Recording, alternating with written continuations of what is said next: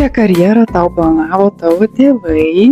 Mano tėtis sakė, kad nėra čia ko trintis. Mokykloje suolose 9 klases baigi ir eini dirbti. Bet ką? Bet aš nuo pat ankstyvo amžiaus žinojau, ką norėsiu daryti. Ir mama niekada neprojektavo. Visada palaikė visuose sprendimuose, kadangi buvau labai aukšto ūgio paauglė. Ir tuo laiku neturėjau galimybės įsigyti jokių tinkamų drabužių. Ir tiesiog visi būdavo per trumpi, o jeigu nori, kad tau būtų rankovės gero ilgio ir kelnes gero ilgio, tai turi tada pirkti didesnio dydžio ir atrodyti kaip su maišu. Tai aš pradėjau siūti. Po 9 klasės stojau į profesinę mokyklą ir mokiausi siuvimo. Siuvau savo šeimai drabužius, mamai, sesiai, savo, broliui. Turim dizainerį. Jo. Ir kažkaip atrodė, labai natūraliai iš to trūkumo gimė profesija. Baigusi profesinę mokyklą, aš baigiau kartu ir su viduriniu. Pradėjau savo darbą tos siuvėjos masiniai gamybai ir supratau, kad aš tokio darbo dirbti nenoriu. Praleidau vieną svarbų momentą, kad aš nuo pat pradžių, kai mokiausi profesiniai mokykloje, aš svajojau būti drabužių dizainerė.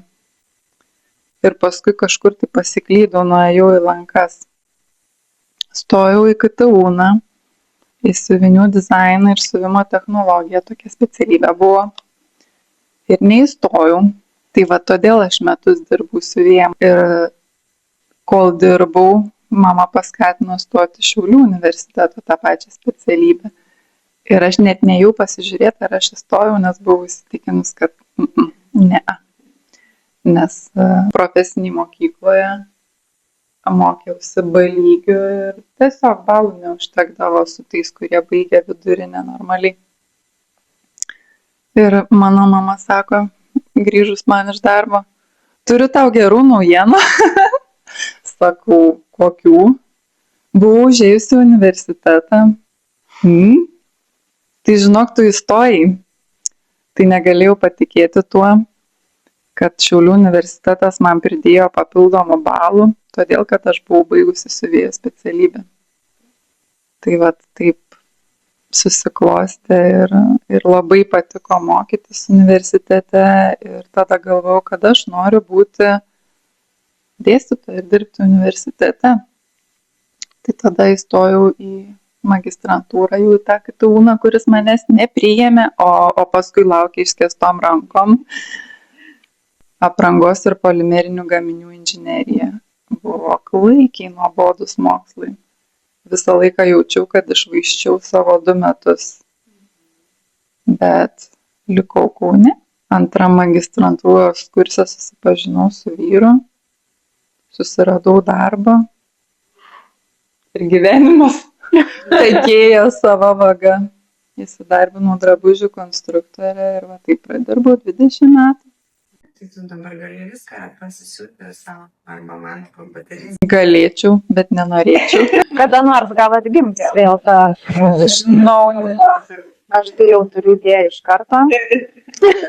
Aš turiu labai daug idėjų neįgyvendintų. Nežinau, galbūt jau jas kažkas įgyvendino kitas, tik tai iki manęs neatėjo, nes, kaip sako, idėjos ne mum. Jeigu pasičiupai ir įgyvendinai, tai tavo, jeigu ne kažkas kitas pasiėmė. Bet pridursiu, kad pats geriausias verslas yra jau įgyvendinta idėja. Nieko naujo mums nereikia išradinti. Ir tada, kai būdama 45 metų, nusprendžiau, kad tekstilės pramonėje aš nebenoriu būti. Turbūt labai didelę įtaką padarė perskaityta knyga, pagaminta Indijoje. Teko skaityti? Ne. Apie mergaičių išnaudojimą fabrikuose, kai jos be jokio atokvėpio turi atskirtos nuo šeimos dirbti. Ir negana to, kad jos dirba be proto sunkų fizinį darbą, kenksmingomis sąlygomis, nematydamos dienos šviesos, gaudamos vos ryžių ten kažkokių tai pavalgyti prastos higienos sąlygomis. tai dar jas ir išnaudoja fiziškai. Tai kažkaip labai pasisiaubinau ir jau visą laiką galvojau, kad kaip gali marškinėliai apkeliavę tiek punktų nuo to pluošto augimo kažkur, tai jeigu natūralus pluoštas, nuimkime medvilninius marškinėlius. Kaip jis gali praėjus visą procesą kainuoti 3 eurus naujas. Ir tu supranti, kad jisai kainuoja 3 eurus, nes tie žmonės, kurie prisidėjo nuo to A iki Z, jie nieko už tai negavo. Ir tada galvoju, ar aš noriu tame dalyvauti, nesvarbu, kad tos įmonės vertybės, kurioje ir buvo, yra kitokios, bet tiesiog drabužių pasaulyje yra per daug. Kai jau pradėjau sąmoningumo keliu eiti ir uždavinėti savo klausimus, o tai kas man sekėsi vaikystėje be jokių pastangų, tai tada ir supratau, kad aš masažus dariau nuo pat vaikystės. Ir aš dariau visada savo šeimai ir aš visada galvojau, tikrai visi taip daro. Ir kai pradėjau su žmonėm bendrauti, nes aš šiaip buvau labai aktyvus ir izoliavusi save nuo pasaulio, sako, ne, mes tai nedarom. Tai toks mano ilgas pasakojimas apie profesiją, kad iš tikrųjų tėvai nieko neplanavo, savo karjerą planavau, aš jos neplanavau. Aš tiesiog gyvenau taip, kaip man gyvenasi. Ir tie dalykai, kuriuos aš duodu pasauliui ir kaip siuvėja, ir kaip konstruktorė, ir kaip masažuotoja, jie tiesiog iš kažkur ateina, nebuvo suplanuoti. Ir visi dalykai pakeliui, kuriuos aš mokiausi ir patyriau, ir plaukų kirpėja, ir dailininkė, ir fotografė. Tai jie tik tai detalės papildančios visą visumą. Oi, tu pasakoji, tai man eina šiurpai, nes pas tave viskas per rankas eina. Ir paraleliai ir pas mane per rankas. Aš daug dariau visokiausių veiklų nuo pat mažens, nes ir muzikos mokykla, ir daug visko iš tikrųjų buvo, ir mokyklų keitimas, ir gyvenamų vietų keitimas. Matyt, sudėliojo manyje tą pagrindą tokį lankstų, kad aš po šiai dienai darau daug darbų. Ne vienu metu. Aš darau labai, labai švelniai, turiu savo laiko, nors mama tikrai gal bandė mane nukreipti į politologiją, į kažkokius mokslus, nes tai yra mokytojų šeimoje. Bet tikrai jinai negalėjo mane sulaikyti nuo mano maištavimo, nes aš jutau kažkokį norą pasipriešinti ir padaryti taip, kaip aš noriu, ir įrodyti kažkam kažką, nes kažkur jaučiausi vis nepakankama kažkurioje tai vietoj. Ir šiai dienai daug darau ir jaučiuosi priimta ir turiu palaikymą pagaliau, nes gal jo jausdavau kažkokį trūkumą. Ypatingai iš žmonių, kurie supdavo mane ir sakydavo, kokiam tu chaose gyveni ir taip toliau. Bet paskui laikui bėgant supratau, kad tas chaosas yra nepatogus žmogui, nes aš esu meniška, labai plati ir norėdama įtirti į tų žmonių reikalavimus buvau save sumažinti. Bandžiau eiti dirbti vieną darbą, neištardavau ilgiau metų. Pereidavau kitą darbą, bandydavau įrodyti tiesiog tiem žmonėms, kad jo, jūs teisus, man reikia dirbti vieną darbą, nes aš čia atrodo kažkokia nerimta. Bet labai gražus lūžis įvyko apie 25 metais, aišku, jis atėjo per depresiją, per nerimo sutrikimą, per medikamentus ir aš, kaip sakau, aš dėkoju savo kūnui, kad tai visi, nes mano kūnas buvo tiksinti emocijų bomba. būtent nuo žmonių aplinkos, kurie mane supo, nes aš norėjau jiems patikti. Tiesiog įtikti, patikti, net man norėjo to ryšio. O šiai dienai aš kaip tik dalinausi šiandien tokia žinutė socialiniuose tinkluose, kad aš pagaliau išmokau būti viena.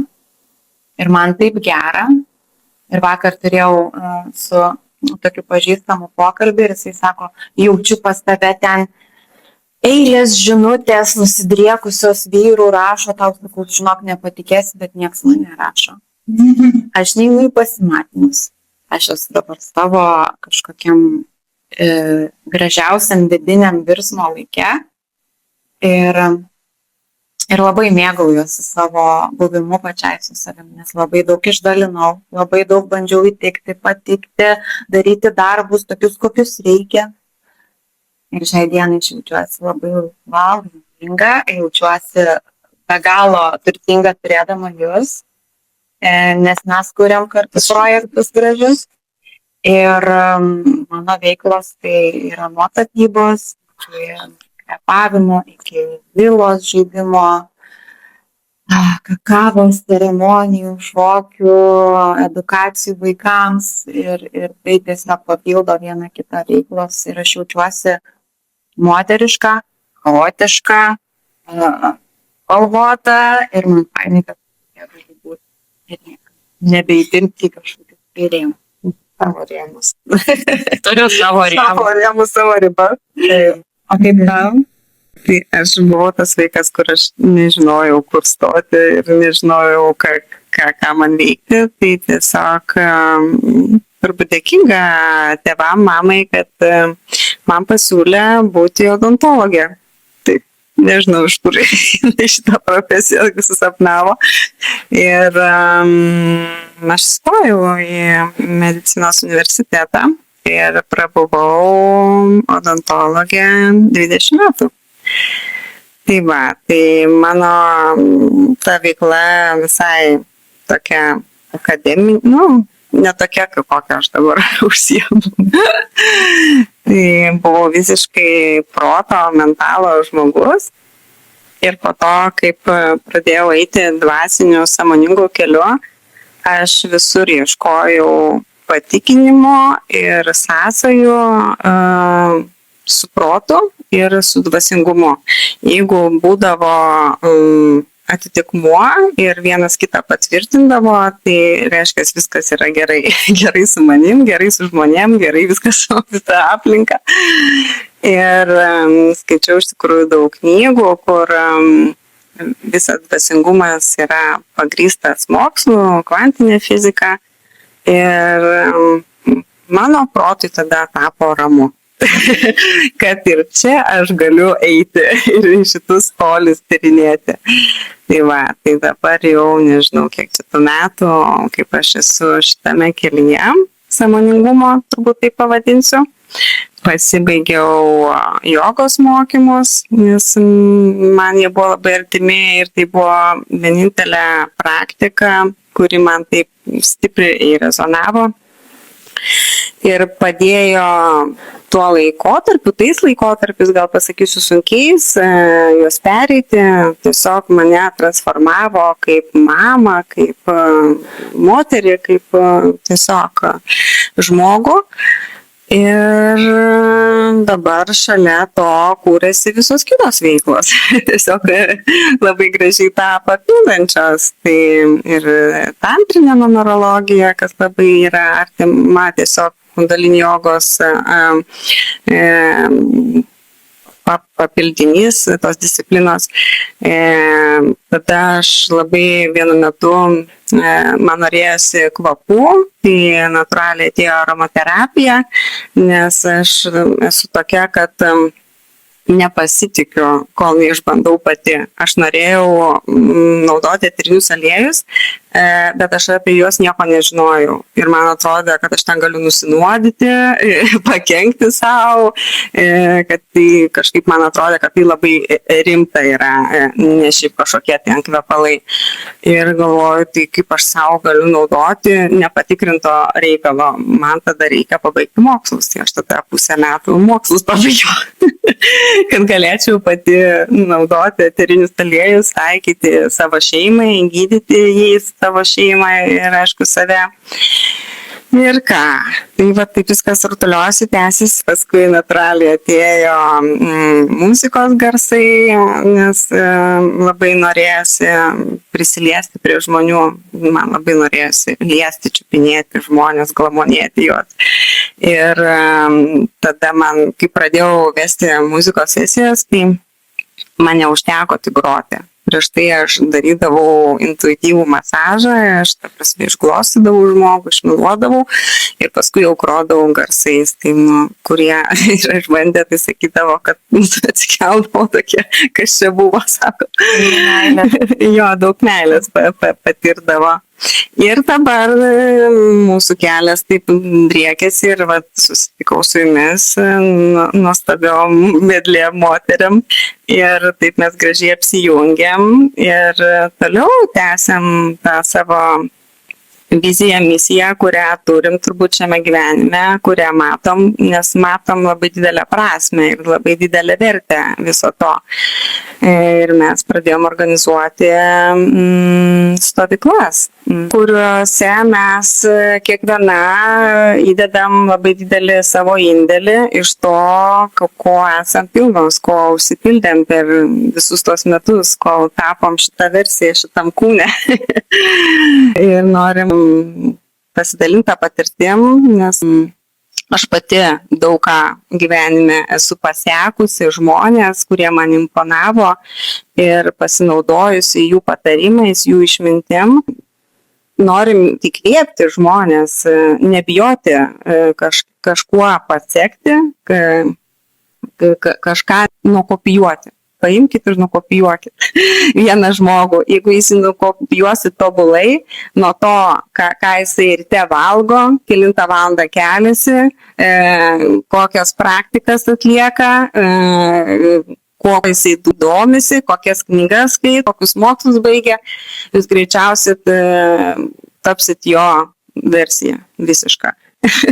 Ir per tai atsivers jūsų tikrumas ir turėsit drąsos išeiti į savo tikrąją prigimtinę būseną, jūs tiesiog prisiminsite. Ja, taip. Kažkaip taip aš dar patvirtinti noriu, nuo ko viskas prasidėjo. Dėl stovyklų, tai viską padėjo išgryninti Lila. Ir mes dar daug ko nepaminėjom, ir Neringa yra reiki meistrė, aš taip pat groju plokščiaisiais varpais ir nesenai balsas atsivėrė per juos ir tik žmonių dėka vis drąsiau ir drąsiau ryžtuosi atverti per balsą tekančią energiją būtent į žmonės.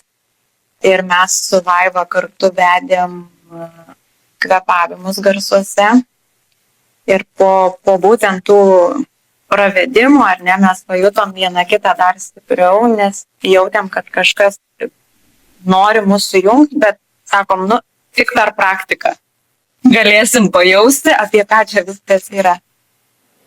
Ir to buvimo kartu dėka pajutom labai lengvą ryšį, labai minkštą ryšį, kai gali atsiremti vienas į kitą, kur nereikia dirbti ir įrodinėti, bet tiesiog turi tą pačią misiją ir vienas kitą papildai, kad eiti dar labiau į šviesą, dalintis, nes per mus tekanti energija tikrai tą įrodė žmonės, kurie eina pas mus, labiausiai ir motyvuoja siekti dar, išsiplėsti dar ir būtent stovyklos užsienyje.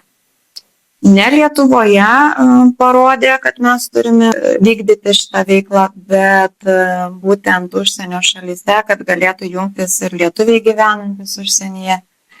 Ir kad tas konceptas būtų unikalus, kaip kad dabar darysim, ar ne, Tenerifėje stovyklą unikalioje erdvėje, kurią aš tiesiog nežinau kaip, kokiais būdais, bet tiesiog mane ten pakvietė, man pasisekė ten nuvažiuoti, užsakyti, suderinti viską ir urvuose. Flintstone urvuose. It negazdink su Flintstone. Bus kur kas modernesni urvai. Bus labai prabangus urvai, tokie urvai, kur, nu, čia visų svajonė tokiuose urvuose pagyventi ir mes pačios nekantraujam tenais juos nuvykti ir nes, nu, tikrai bus, manau, visi bus wow. Tai paliekam dar tokią užuomeną.